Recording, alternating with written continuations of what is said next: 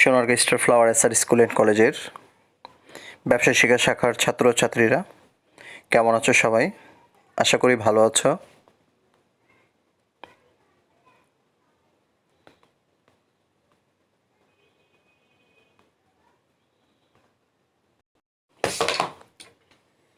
Share issue সংক্রান্ত আজকে আরেকটি অঙ্ক দেখাবো।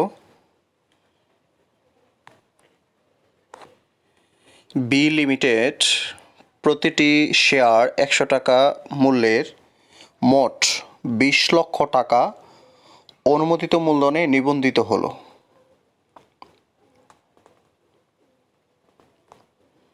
কোম্পানি প্রতিটি শেয়ার 10 টাকা অধিহারে 12,000 শেয়ার বিক্রির উদ্দেশ্যে বিজ্ঞাপন প্রচার করে।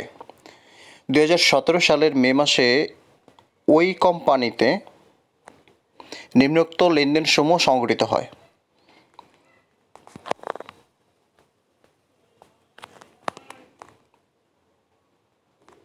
মে মাসের 4 তারিখ অজয় ট্রেডার্সের নিকট হতে ধারে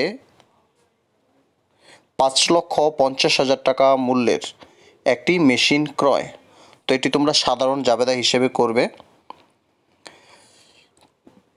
15 তারিখ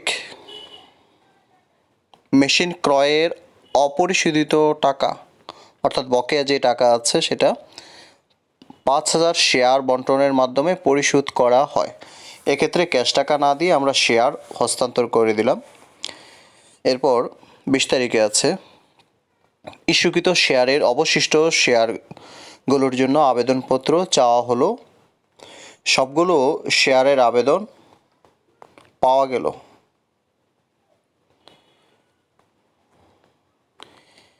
এক্ষেত্রে এরপর হচ্ছে 30 তারিখের এন্ট্রিতে আমরা করব যে আবেদনকারীদের মধ্যে শেয়ার বন্টন করা হলো। ক নং প্রশ্নে ইস্যুকৃত মূলধনের পরিমাণ। তো ইস্যুকৃত মূলধন আমরা যেহেতু বাজারে শেয়ার ছাড়ব, প্রতি শেয়ার 10 টাকা অধিহারে 12,000 শেয়ার। এক্ষেত্রে শেয়ারের ফেস ভ্যালু ছিল 100 টাকা। তো এখন শেয়ারের এই 100 টাকা আর এখানে এদিক দিয়ে হলো 10 টাকা অধিহার। তো আমরা ইস্যুকৃত মূলধনের পরিমাণ যখন বের করব তখন সেক্ষেত্রে তোমরা জানো যে মূলধনের পরিমাণ বের করার ক্ষেত্রে অবহার নাকি অধিহার আমরা সেটার দিকে তাকাবো না।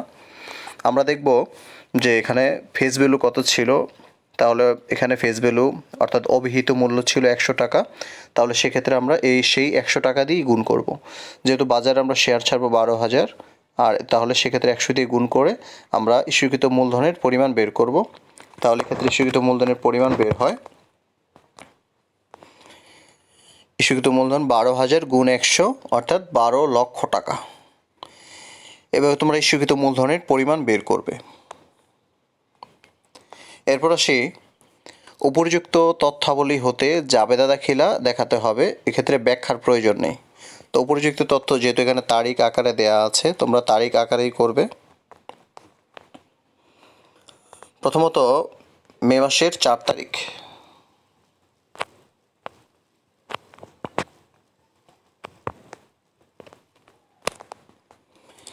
এক্ষেত্রে মেশিন হিসাব ডেবিট আর প্রদেয় হিসাব ক্রেডিট। যেহেতু ধারে এখানে মেশিন ক্রয় করা হয়েছে, তো ধারে ক্রয় করার কারণে আমরা মেশিনকে ডেবিট লিখলাম আর প্রদেয় হিসাবকে ক্রেডিট লিখলাম। টাকার অ্যামাউন্ট কোয়েশনে দেওয়া আছে 5,50,000 টাকা। যেহেতু ব্যাখ্যার প্রয়োজন নেই বলা আছে, তার মানে এখানে ব্যাখ্যা ছাড়াই এন্টিটি পোস্টিং দিয়ে দেবে। এরপরে সে 15 তারিখে বলা আছে যে এই 5,50,000 টাকার যেটি মেশিন ক্রয় করা হয়েছে তার বিনিময়ে এখানে আমরা শেয়ার হস্তান্তর করেছি। তাহলে শেয়ার হস্তান্তর করার কারণে এই জাবেদাটি আমাদের লিখতে হবে। প্রদেয় হিসাব ডেবিট হয়ে যাবে আর শেয়ার অধিহার ক্রেডিট, শেয়ার মূলধন ক্রেডিট। তাহলে এক্ষেত্রে টাকার অ্যামাউন্ট দেখো কীভাবে পোস্টিং দেবে।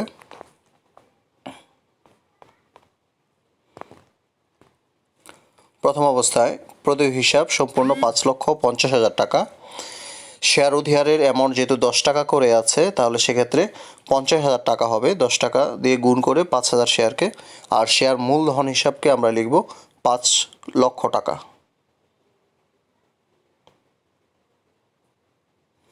এভাবে তোমরা দ্বিতীয় জাবেদাটি কমপ্লিট করবে। এরপর আসি পরের জাবেদাটি যেটা আছে সেটা হচ্ছে 20 তারিখের মধ্যে যেটা ছিল, ইস্যুকৃত শেয়ারের অবশিষ্ট শেয়ারগুলোর জন্য আবেদনপত্র চাওয়া হলো, সবগুলো শেয়ারের আবেদন পাওয়া গেল। তাহলে এক্ষেত্রে অবশিষ্ট শেয়ারগুলো বলতে এখানে কয়টি শেয়ার বোঝায়?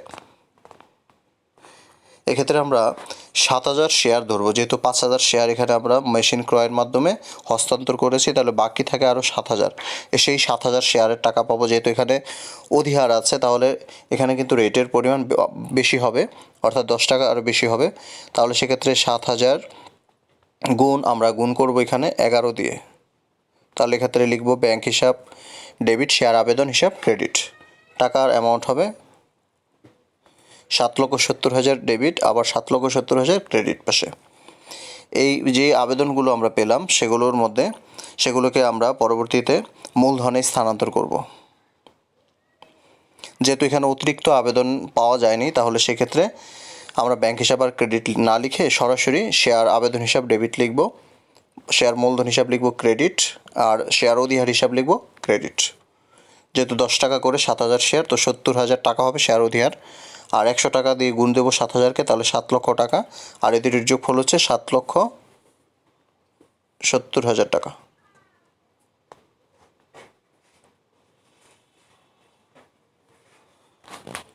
তো এইভাবে তোমরা জাবেদার অংশটুকু কমপ্লিট করবে। এরপর আসি গণং কোয়েশনে। গণং অংশে জানতে চাওয়া হয়েছে আর্থিক অবস্থার বিবরণী প্রস্তুত করার জন্য। তাহলে আর্থিক অবস্থার বিবরণী প্রস্তুত করার জন্য আমরা প্রথমত আর্থিক অবস্থার বিবরণী চার্ট করব।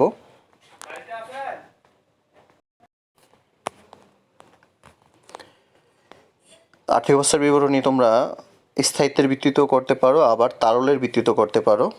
তো আগের অংশগুলো তোমাদের স্থায়িত্বের ভিত্তিতে দেখিয়েছিলাম, আজকে তোমরা তারলের ভিত্তিতে দেখো। তারলের ভিত্তিতে করতে হলে প্রথমত চলতি সম্পদ দিয়ে শুরু করতে হয়। তাহলে সেক্ষেত্রে আমরা এখন চলতি সম্পদ দিয়ে শুরু করেছি। তো ব্যাংক জমার অ্যামাউন্ট তোমরা বের করবে 7,70,000 টাকা। কীভাবে ব্যাংক জমা বের করবে? আমরা জাবেদায় তাকালেই বুঝতে পারি যে এখানে ব্যাংক জমা কত আছে। যেমন এখানে এই জাবেদাটিতে, অর্থাৎ 20 তারিখের যে জাবেদা ছিল সেটার মধ্যে ব্যাংক হিসাব ছিল ডেবিট 7,70,000। আর কোনো ব্যাংক হিসাব নেই, এজন্য আর কোনো যোগ বিয়োগ কিছু করতে হয়নি। তাহলে সেক্ষেত্রে ব্যাংক জমার টাকা আমরা এখানে পেয়েছি সেই অনুযায়ী এক্ষেত্রে ব্যাংক জমার টাকা এখানে পেলাম আমরা 7,70,000 টাকা। এরপর স্থায়ী সম্পদের মধ্যে আসবো। স্থায়ী সম্পদের মধ্যে আছে তোমার এখানে মেশিনের অংশ 5,50,000 টাকা। তো 5,50,000 আর এই দিক দিয়ে হলো 7,70,000, যদি একসাথে আমরা যোগ করলে তাহলে পাবো কত দেখো। এক্ষেত্রে 7,70,000 আর 5,50,000 যোগ করলে 13,20,000 টাকা। যেহেতু আর সম্পদ পাশে আর কোনো এন্ট্রি নেই, তাহলে সেক্ষেত্রে এই অংশটি হচ্ছে মোট সম্পদ। এরপরে পরের অংশে অনুমোদিত মূলধন প্রথমত লিখব। এটা হচ্ছে তোমার শেয়ারের, অর্থাৎ মোট দায় ও শেয়ার হোল্ডারদের ইকুইটি সম্পর্কিত। তাহলে ক্ষেত্রে প্রথমত নিয়ে আসবো অনুমোদিত মূলধন। অনুমোদিত মূলধনে প্রতি শেয়ার 100 টাকা করে 20,000 শেয়ারে বিভক্ত, টোটাল টাকা হচ্ছে 20 লক্ষ। এরপর ইস্যুকৃত মূলধনের প্রতিটি শেয়ার 100 টাকা করে 12,000 শেয়ারে বিভক্ত, টোটাল টাকা হচ্ছে এই দিক দিয়ে আমরা 12 লক্ষ টাকা পাবো। তো এটাকে সাথে সাথে আবার তোমরা ক্লোজ দিয়ে দেবে, এভাবে ক্লোজ দেবে, দুইটা দাগ কেটে দেবে। তারপরে সেই বিলিখিত ও আদায়কৃত মূলধনে ইস্যুকৃত মূলধনের অংশটুকুই বসে। তাহলে প্রথম অবস্থায় মেশিনের জন্য যে প্রতি শেয়ার 100 টাকা করে 5,000 শেয়ার আছে এখানে 5 লক্ষ টাকা, আর জনসাধারণের জন্য যেটা প্রতি শেয়ার 100 টাকা করে 7,000 শেয়ার। তো এখন এই দুইটি যদি একসাথে যোগ করলে পাবো এখানে 12 লক্ষ টাকা। তারপর উদ্বৃত্ত ও সঞ্চিতির অংশে আমরা যেহেতু এই অংশের মধ্যে পেয়েছিলাম শেয়ার অধিহারের অংশ, তো উদ্বৃত্ত সঞ্চিতির মধ্যে শেয়ার অধিহারের টাকা লিখবে। শেয়ার অধিহারের টাকা, টোটাল টাকা শেয়ার অধিহারের 1,20,000 টাকা। তো 12 লক্ষর সাথে এই 1,20,000 যদি আমরা একসাথে যোগ করি তাহলে যোগফল পাবো এক্ষেত্রে 13,20,000 টাকা। এই 13,20,000 টাকাই হচ্ছে মোট দায় ও শেয়ার হোল্ডারদের ইকুইটি। এভাবে তোমরা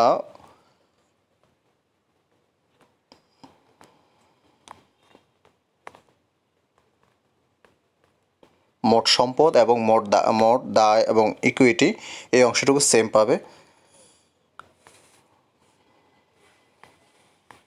অর্থাৎ আর্থিক অবস্থার বিবরণীটি মিলে যাবে।